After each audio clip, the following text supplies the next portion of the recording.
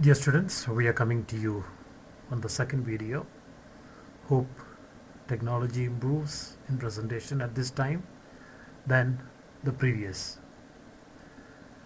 Alright, the first of the operations on a linked list is adding a node at the beginning of an existing list. Of course, we have three operations here. We add a list or add a node, a new node at the beginning of an existing list, at the end of an existing list, or in between two nodes of an existing list. So we are going to see the first of those, that is adding a node at the beginning of an existing list. Let's imagine we have a linked list created as shown here. So P is the beginning of the list. Don't worry about this colored numbers, we will tell you. Just look at this. So we have the node, the first node having the value 1, linked to the second one 2, linked to the third 3, which is the last node.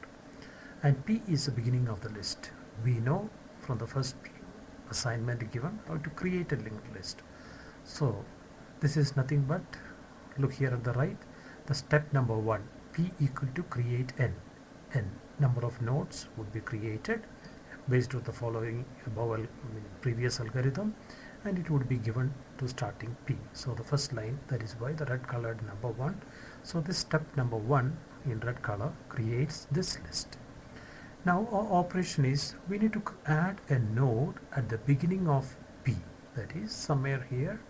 And if I add a new node here, whatever be, my beginning should not be on this node, but it should be on the new node, the start of the new node that is added, and that should get linked to the existing list.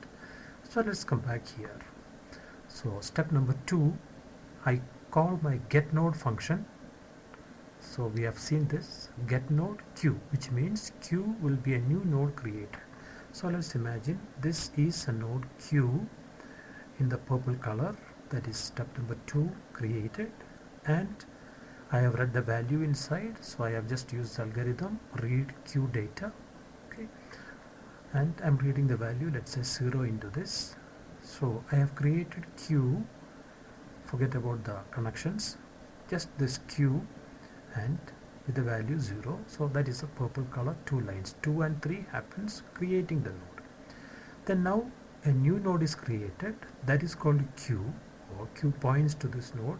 Now this has to be linked to my existing list, which is P.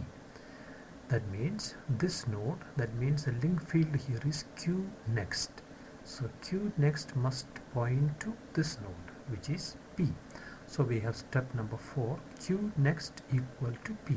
That means P's value will go to Q next, or other way, Q next will now point to where P is pointing, that is the first node, the previously first node. So Q is connected to P.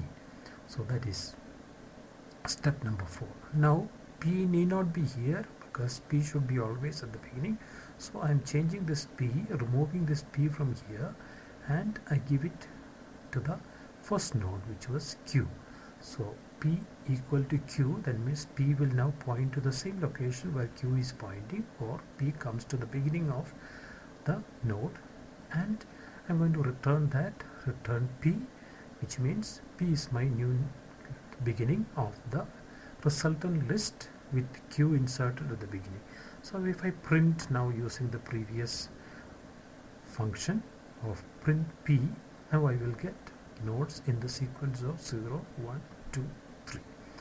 I hope it is clear. So we have created a node, and resultantly we have the entire list with a new node added at the start.